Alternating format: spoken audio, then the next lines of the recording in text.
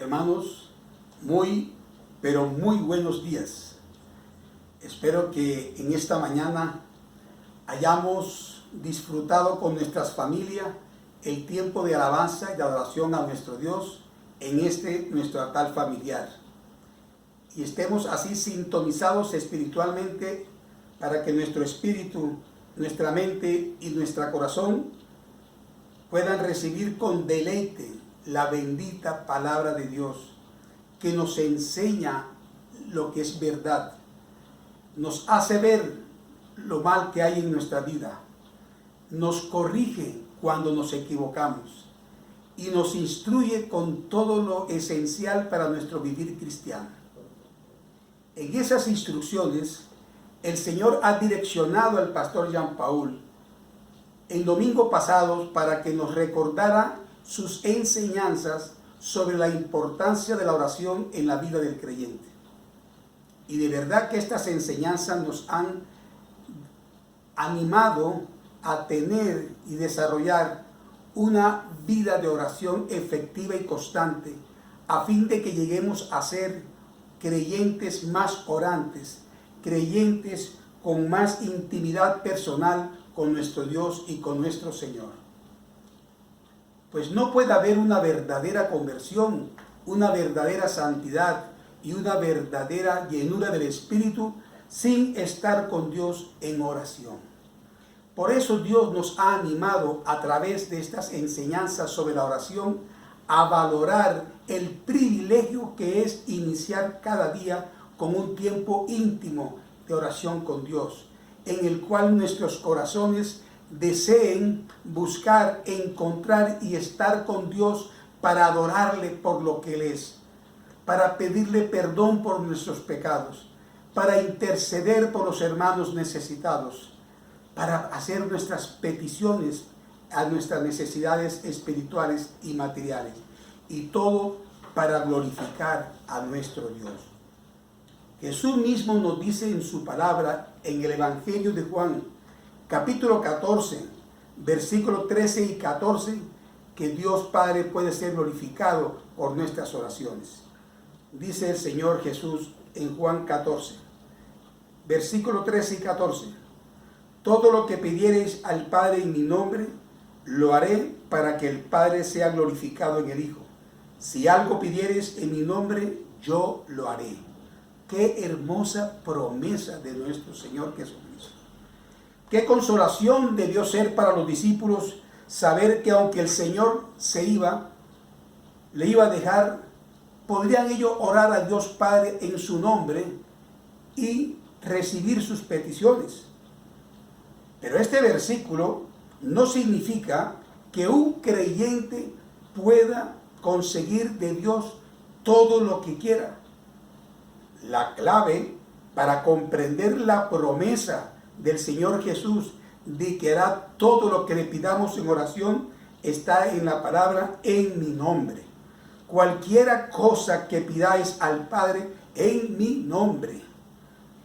Y pedir al Padre en el nombre de Jesús no es simplemente insertar su nombre al final de la oración como lo hacemos a veces mecánica y ritualmente, sino es pedir conforme a sus pensamientos, conforme a su voluntad. Es pedir lo que es agradable a Dios y lo que glorifica a Dios, lo que es de bendición para el prójimo y lo que es de bendición para nuestra vida espiritual. Ahora, pedir en el nombre de Cristo nos lleva a tener una estrecha relación con Cristo Jesús y su palabra, porque es en su palabra donde conocemos sus pensamientos y su voluntad. Si no tenemos relación con la palabra de Dios, no podremos hacer una oración conforme a la voluntad de Dios. Cuanto más tiempo pasemos con Jesús y su palabra, más serán nuestros deseos parecidos a los de Él y más será nuestra voluntad parecida a la voluntad de nuestro Señor. Ahora, cuando el texto nos dice que el Padre es glorificado en el Hijo, es porque el Hijo solo desea aquellas cosas que le son agradables a Dios Padre. De modo que al ser presentadas nuestras oraciones de esta manera, nuestro Padre Celestial será grandemente glorificado. y recibiremos nuestras peticiones. Así nos lo dice en la primera carta de Juan, capítulo 5, versículos 14 y 15. Y dice: y esta es la confianza que tenemos en Él, que si pedimos alguna cosa conforme a su voluntad, Él nos oye. Y si sabemos que Él nos oye en cualquiera cosa que pidamos, sabemos que tenemos las peticiones que hayamos hecho. Entonces hay que pedir conforme a la voluntad para que Dios nos oiga. Y si nos oye, Él va a responder nuestras peticiones.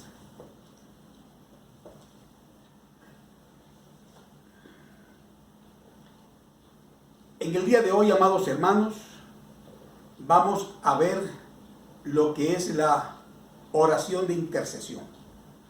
Y vamos a orar juntos para que Dios bendiga este tiempo y fructifique esta enseñanza en cada corazón. Amado Padre Celestial, te adoramos en esta mañana, Señor Dios, y exaltamos una vez más tu santo nombre, dándote gracias por tu inalterable amor, por tu inacabable gracia y por tu eterna misericordia. Señor, guíanos a comprender tus instrucciones para nuestra vida espiritual, para nuestro crecimiento espiritual, para perfeccionar nuestro caminar como es digno de nuestra condición de hijos tuyos. Señor, te pido que fructifiques esta tu palabra, esta tu enseñanza en cada corazón que escuche estas instrucciones tuyas. Te lo pido en el nombre de Cristo Jesús el Señor. Amén. Lo primero que vamos a ver, iglesia, es ¿qué es la intercesión? El diccionario de la lengua española dice que es la acción o efecto de interceder. Interceder es la acción de intervenir en favor de alguien. Es la acción de pedir o mediar en favor de otros. La palabra hebrea bakash describe intercesión como solicitar, como suplicar, rogar, pedir, interponer. Es la idea de ponerse entre dos personas y usar sus influencias con el fin de conseguir de una de ellas un favor para la otra. Como por ejemplo, que no se lleve a cabo una acción contra ella. De modo que la oración intercesora es allegarse a Dios en favor de otra persona o personas. La intercesión es pedir a Dios por otras personas, por un pueblo, por los necesitados. Vamos a ir al libro de Ezequiel, en el Antiguo Testamento, capítulo 22, para comprender un poco más esto de la intercesión. Ezequiel capítulo 22, versículo 30 dice: y busqué entre ellos hombre que hiciese vallado y que se pusiese en la brecha delante de mí a favor de la tierra para que no la destruyese, y no lo hallé. Aquí Dios está hablando al pueblo de Israel, específicamente a la ciudad de Jerusalén. Y a través del profeta Ezequiel dice: y busqué entre ellos. ¿Entre quiénes? Entre ellos, o sea, entre la gente de su pueblo, buscaba a un hombre que hiciese vallado, o sea, hiciese un cerco, hiciese un muro de protección. Dios andaba buscando en aquel tiempo entre su pueblo un hombre dispuesto a hacer un muro de protección, dispuesto a hacer un cerco de protección alrededor de su pueblo. Y dice que se pusiese en la brecha. La brecha es un hueco, ¿verdad? Es una abertura en la tierra. Delante de mí a favor de la tierra para que no la destruyese. Imaginémonos nosotros delante de Dios y detrás de nosotros el pueblo de Dios, y nosotros estamos clamándole a Dios que detenga su ira, que no descargue su ira contra el pueblo. que dé otra oportunidad al pueblo, que tenga misericordia por el pueblo. Dios había decretado una sentencia contra esta tierra que es Jerusalén, y la sentencia era destrucción. Y Dios estaba buscando entre su pueblo a un hombre que hiciera algo a favor de Jerusalén. Si trajéramos este pasaje al tiempo actual, vemos a Dios buscando entonces a un hombre que haga vallado y que esté en la brecha delante de él por Colombia. Tú y yo vivimos y estamos en Colombia. Y en este país está en una impresionante y acelerada decadencia moral y en una lamentable y deplorable decadencia espiritual. Pero Dios en su gracia y en su misericordia sigue buscando a alguien que haga algo por Colombia. Y como hijos de Dios, tú y yo podemos hacer muchas cosas por la salvación de Colombia. Podemos, por ejemplo, predicar el Evangelio de Cristo. Predicar el Evangelio de Cristo porque es poder de Dios para salvación. Es el poder de Dios para transformar vidas. Es el poder de Dios para transformar contextos sociales. Es el poder de Dios para ir haciendo de cada persona nuevas criaturas. Es el poder de Dios para centralizar la cultura de Colombia en Cristo Jesús. Lo otro que podemos hacer es orar, interceder para que Dios tenga misericordia de Colombia. Pero recuerden que en el tiempo de Ezequiel y en el tiempo de Jerusalén, Dios no halló a un solo hombre entre su pueblo. Y yo oro a Dios que podamos nosotros ser esos hombres y esas mujeres en la brecha delante de Dios, haciendo vallado, implorando misericordia, para que Dios detenga su castigo a este pueblo idólatra, perdido en las tinieblas del pecado y de la corrupción. Este ministerio de la intercesión no es un ministerio adscrito únicamente al pastor de la iglesia o al grupo de las intercesoras o intercesores de la iglesia. Es un ministerio que es llamado a ser a todos los hijos de Dios. Le corresponde a cada hijo de Dios desarrollar esta responsabilidad de interceder por los necesitados, ¿verdad?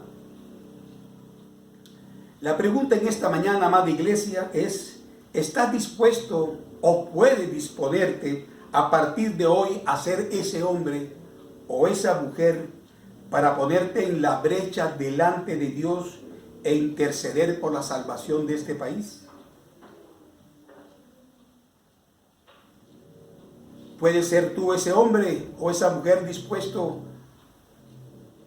a orar por la salvación de nuestros gobernantes, de nuestras autoridades, de nuestros compañeros de trabajo, de nuestros vecinos y familiares? ¿Estamos listos para interceder delante de Dios para que tenga de ellos misericordia y no lo destruya? Este es el ministerio a que Dios nos llama hoy a todos nosotros, a interceder por la misericordia de Dios, por los que están en crisis espiritual, por los que están separados, destituidos de la gloria de Dios, por los que están ahogándose en el mar del pecado. Recordemos que Dios escucha siempre las oraciones de sus hijos, de sus justos. Y así nos lo dice el Salmo 34, versículo 15. Dice: los ojos de Jehová están sobre los justos y atentos sus oídos al clamor de ellos. Dios está pendiente de cada uno de sus hijos y está atento para escuchar el clamor de ellos. Y en la palabra de Dios, también en el Nuevo Testamento, se nos pide que debemos hacer oraciones por nuestras autoridades, por todas las personas. En la primera carta de Timoteo,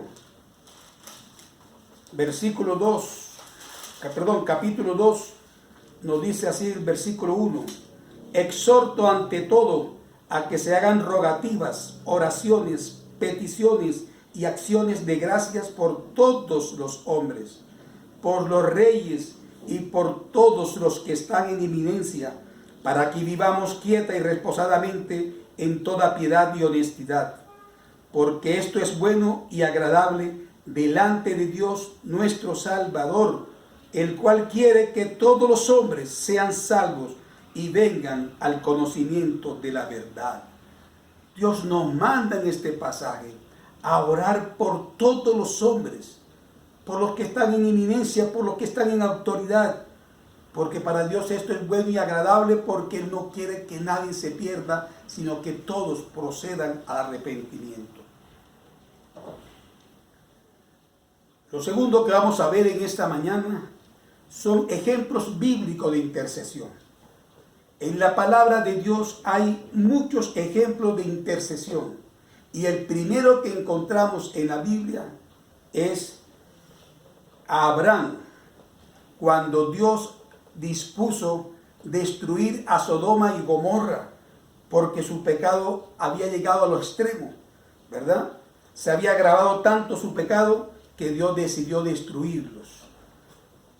Y Abraham intercede y clama misericordia de Dios. Lo vemos en el libro de Génesis, capítulo 18. Vamos a leer del versículo 23. Y se acercó a Abraham y dijo: ¿destruirás también al justo con el impío? Quizás haya 50 justos dentro de la ciudad. ¿Destruirás también y no perdonarás al lugar por amor de los 50 justos que están dentro de él? Lejos de ti el hacer tal, que hagas morir al justo con el impío, y que sea el justo tratado como el impío. Nunca tal hagas. El juez de toda la tierra no ha de hacer lo que es justo. Entonces respondió Jehová: si hallar en Sodoma 50 justos dentro de la ciudad, perdonaré a todo este lugar por amor a ellos. Y Abraham replicó y dijo: he aquí ahora que he comenzado a hablar a mi Señor, aunque soy polvo y ceniza. Quizá faltarán de 50 justos 5. ¿Destruirás por aquellos 5 toda la ciudad? Y digo: no la destruiré si hallare allí 45. Y volvió a hablarle y dijo: quizás se hallarán allí 40. Y respondió: no lo haré por amor a los 40. Y dijo: no se enoje ahora mi Señor si hablare, quizás se hallarán allí 30. Y respondió: no lo haré si hallare allí 30.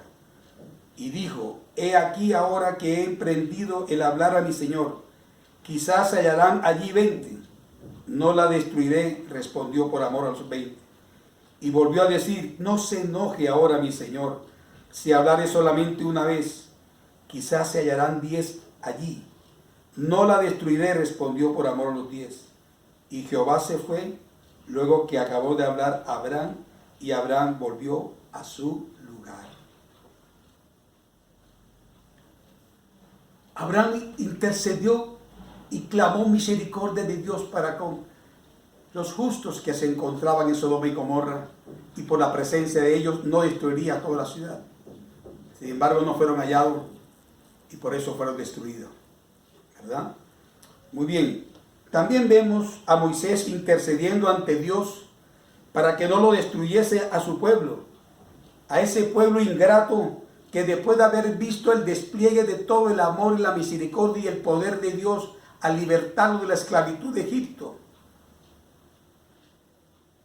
¿qué hicieron después cuando Moisés sube a recibir las tablas de la ley y se demoró?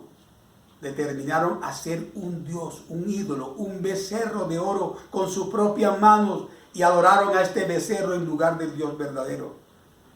Y ustedes saben que Dios odia el pecado de la idolatría. Sin embargo, Moisés intercede por este pueblo necio.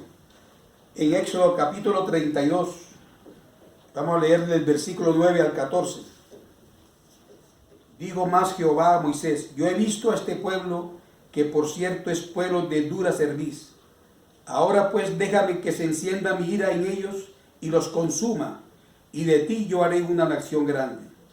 Entonces Moisés oró en presencia de Jehová su Dios y dijo: oh Jehová, ¿Por qué se encenderá tu furor contra tu pueblo que tú sacaste de la tierra de Egipto con gran poder y con mano fuerte? ¿Por qué han de hablar los egipcios diciendo, para mal los sacó, para matarlos en los montes y para raerlos sobre la faz de la tierra? Vuélvete del ardor de tu ira y arrepiéntete de este mal contra tu pueblo. Acuérdate de Abraham, de Isaac y de Israel tus siervos, a los cuales has jurado por ti mismo y le has dicho, yo multiplicaré vuestra descendencia como las estrellas del cielo y daré a vuestra descendencia toda esta tierra de que he hablado y la tomarán por heredad para siempre. Entonces Jehová se arrepintió del mal que dijo que había de hacer a su pueblo. Qué hermosas intercesiones de hombres de Dios. Y no es que el intercesor tenga el poder para hacer cambiar la voluntad de Dios. Es que se intercede por misericordia ante Dios porque se conoce el carácter misericordioso y amoroso de Dios. Se conoce la benevolencia de Dios. Ellos conocían que Dios es un Dios de oportunidades, que Dios siempre brinda oportunidad al hombre para que se arrepiente y se allegue a Él. La paciencia de Dios es eterna, es inacabable. Y por ello ellos claman una oportunidad más. Y Dios le respondió recogiendo el castigo que tenía determinado para ese pueblo idólatra. En el Nuevo Testamento vemos la oración de acción de gracia y de intercesión del apóstol Pablo por los creyentes en Colosas. Y esta oración es un gran modelo para nuestras oraciones y que vemos en el libro de Colosenses, capítulo 1. Colosenses, capítulo 1. Y vamos a leer del versículo 3 al 6. Después que él saluda a los hermanos en Colosa, dice, siempre orando por vosotros, damos gracias a Dios Padre de nuestro Señor Jesucristo. Esto muestra que siempre orando nos dice que Pablo era un siervo del Señor orante. Era un hombre que buscaba permanentemente la dependencia de Dios. Dependía de su Señor. Diariamente, constantemente, sin cesar, él tenía una relación personal con Cristo. Él estaba orando permanentemente y cada vez que oraba siempre por sus hermanos de Colosa. Eso también nos muestra que Pablo tenía un sentido amor fraternal por sus hermanos en Colosa, por los creyentes en Colosa, porque siempre lo tenía en cuenta en sus oraciones. Oraba siempre por ellos, dice el versículo 3, ¿verdad? Nosotros debemos adquirir esa disciplina espiritual de orar siempre por nuestros hermanos en la fe. Creo que es la mejor manera de demostrar cuánto amamos a nuestros hermanos, llevándolos diariamente, siempre ante la presencia de nuestro Dios y clamar por sus necesidades espirituales, por sus necesidades materiales. Y vamos a ver por qué daba gracias Pablo por los hermanos en Colosa. Dice, habiendo oído de vuestra fe en Cristo Jesús y el amor que tenéis a todos los santos. Pablo daba gracias siempre por los creyentes de Colosa porque él había oído la fe que ellos tenían en Cristo. Ellos habían depositado toda su fe y confianza en Cristo Jesús, entendiendo y comprendiendo que Jesús nunca les fallaba. Y esa fe en Cristo los llevaba a un amor sincero y fraternal para todos los santos. Es interesante que dice que ellos se movían en amor por todos los santos, no solamente por los hermanos de su iglesia local. Pablo estaba reconociendo en los creyentes de Colosa que eran unos creyentes que amaban a todos los santos, a toda persona que haya puesto su fe en Cristo Jesús. Qué bueno sería que nosotros nos acostumbráramos a orar no solamente por nuestros hermanos de Comunidad Viva Prado, sino por los creyentes que conocemos que pertenecen a diferentes iglesias. Qué bueno que hoy pudiéramos orar por los hermanos que están pasando dificultades en San Andrés y Providencia, los hermanos que están pasando dificultades en Honduras y en Guatemala. Debemos orar por el pueblo de Dios presente con todas las naciones. Orar de forma genérica por todos los creyentes. Porque ese es el pueblo escogido por Dios para continuar en esta tierra el ministerio de Cristo. Orar para que Dios llene de fe y confianza a cada cristiano. Que cada cristiano se comprometa día a día a seguir anunciando la luz del Evangelio. Esa debería ser nuestra oración de intercesión diariamente por el pueblo de Dios. Interceder por su salud espiritual, porque crezcan en pasión y amor por la causa de Cristo, por amor a su iglesia.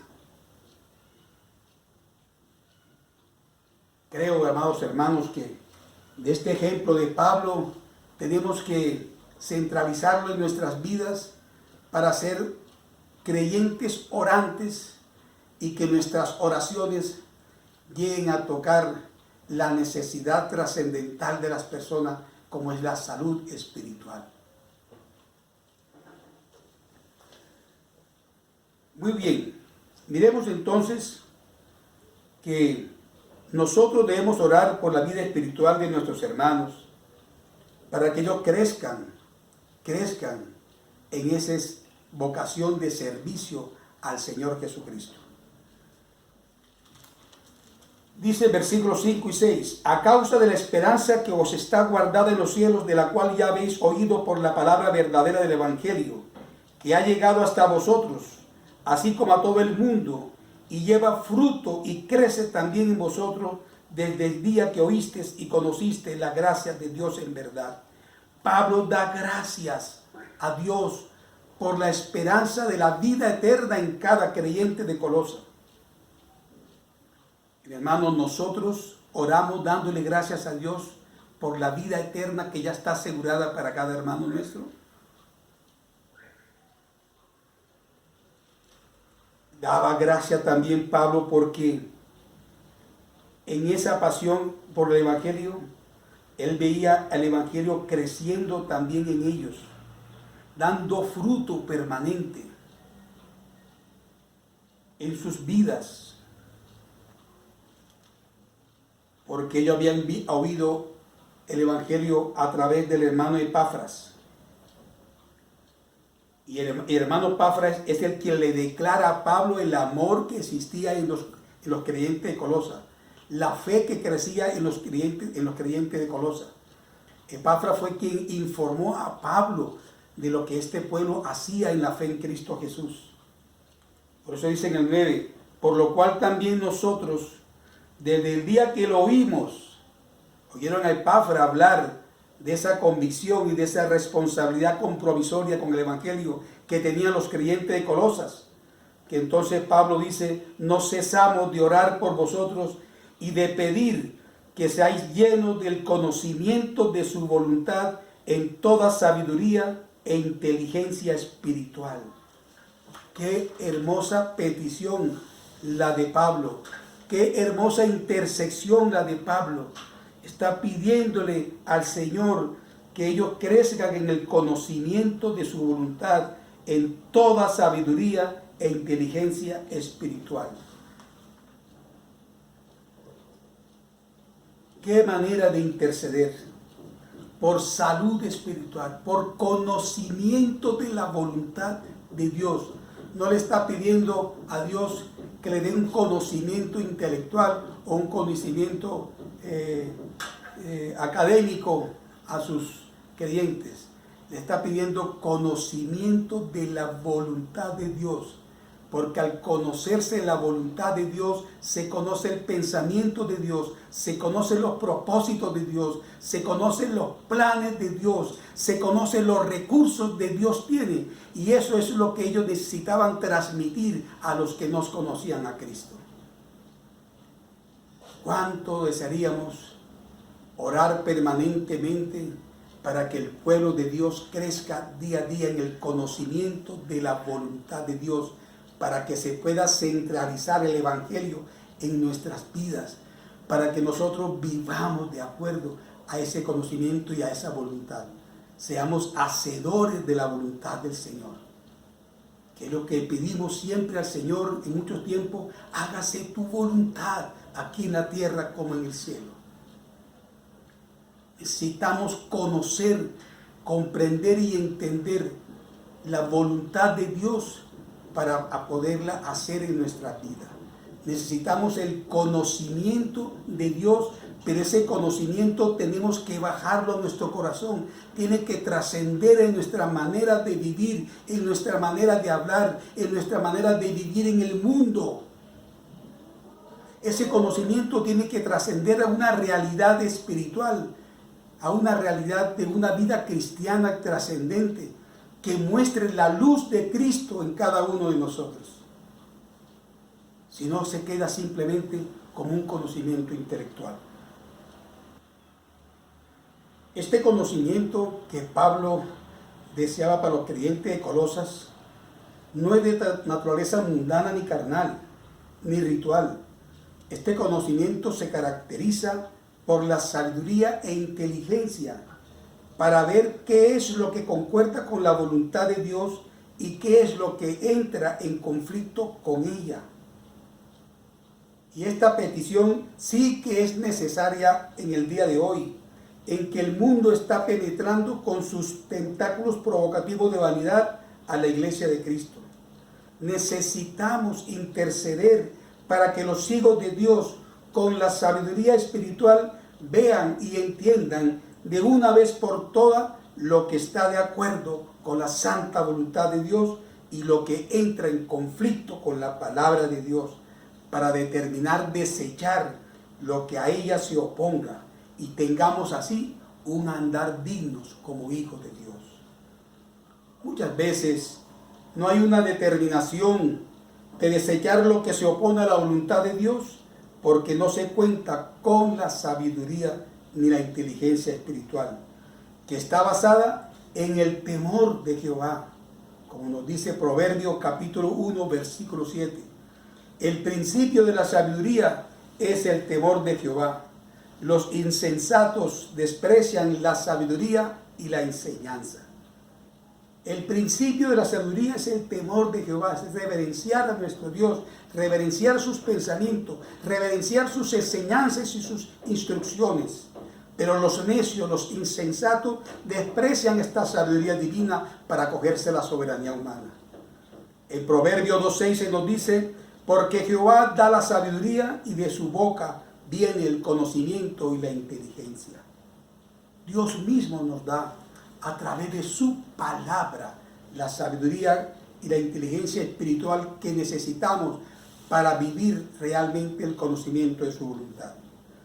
Versículo 10 de Colosenses 1 dice: para que andéis como es digno del Señor, agradándole en todo, llevando fruto en toda buena obra y creciendo en el conocimiento de Dios. Este versículo tiene una estrecha relación con el versículo 9 y nos da a entender que el propósito del conocimiento de la voluntad de Dios en toda sabiduría e inteligencia espiritual no es para que lleguemos a ser poderosos predicadores o sensacionales maestros. No, es para capacitar a los cristianos para que anden como es digno del Señor, agradándole en todo, viviendo como ciudadanos del cielo, como hijos del Dios Altísimo, como hijos de luz y no de tinieblas. Dios no nos revela su voluntad para satisfacer nuestras curiosidades o vanidades. Tampoco tiene la intención de dar satisfacción a nuestra ambición o orgullo. No, lo que el Señor nos enseña es su voluntad para nuestras vidas, para poder agradarle en todo lo que hacemos. Y llevando fruto, como dice el versículo 10. ¿Cómo se consigue esto? Primero, mediante el diligente estudio de la palabra de Dios, luego en obediencia a sus enseñanzas y sirviéndole con fidelidad. Nuestra oración intercesora, entonces, amados hermanos, debe enfocarse primordialmente y en primera instancia por la salud espiritual de nuestros hermanos. Clamar a Dios siempre porque nuestros hermanos sean llenos del conocimiento de la voluntad de Dios en toda sabiduría e inteligencia espiritual, para que lleguemos a andar como es digno del Señor, llevando fruto en toda buena obra.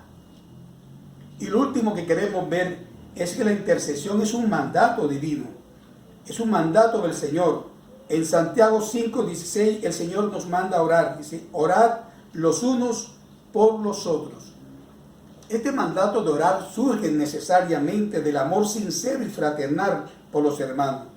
El amor de Dios que fue derramado en nosotros, en nuestros corazones, nos lleva a amar verdaderamente, de hecho y en verdad, a nuestros hermanos. Y en ese amor a orar, a interceder por ellos, por sus necesidades espirituales, por sus necesidades materiales, por sus necesidades emocionales, familiares y económicas. Recordemos que la oración intercesora activa el poder de Dios a favor de quienes intercedemos. Quiero que nos llevemos para recordar y meditar que estos ejemplos bíblicos, entre otros muchos, de hombres y mujeres que se dedicaron a una vida de oración, de intercesión, las cuales dieron resultado, y Dios nos muestra en su palabra cómo respondió generosamente y misericordiosamente a cada una de ellas, nos debe motivar a practicar una vida de oración intercesora para que podamos disfrutar las grandes maravillas que Dios va a realizar en otras personas, en otros familiares, en hermanos en la fe, en amigos, por medio de nuestras intercesiones y también en nuestras vidas. El conocer a Dios, el conocer sus promesas, el conocer la respuesta de Dios a las oraciones de intercesión, tanto en el Antiguo como en el Nuevo Testamento, nos debe impulsar a desarrollar una vida de oración intercesora, y recordando que cuando oramos por las necesidades de otros, Dios se ocupa personalmente de las nuestras. Amada iglesia, vamos a orar, a darle gracias a Dios por estas sus instrucciones en su palabra. Señor, gracias por instruirnos en tu verdad. Gracias, Señor Dios, por animarnos a ser más orantes. Ayúdanos, Dios, a valorar nuestro tiempo íntimo y personal contigo.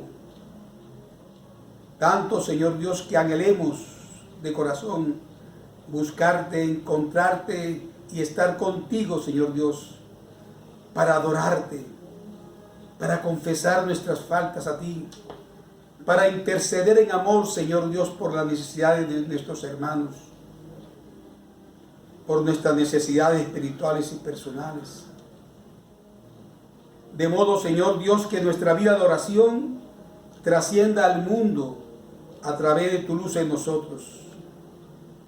Haznos sensibles, Señor Dios, a las necesidades de nuestros hermanos. Señor, haznos sensibles a la responsabilidad de compartir la luz de tu evangelio, Señor Dios, que es poder de Dios, no solamente para salvación, sino para transformar el contexto de familia y el contexto social de este país. Señor, úsanos como tus instrumentos en tus divinos propósitos. Te lo pedimos en Cristo Jesús el Señor. Amén. Amada iglesia, Dios les siga bendiciendo, Dios siga edificando su vida, Dios nos siga dando el crecimiento que necesitamos para poder vivir de una manera que le agrade, de una manera que glorifique su santo nombre. Dios les ama, amados hermanos.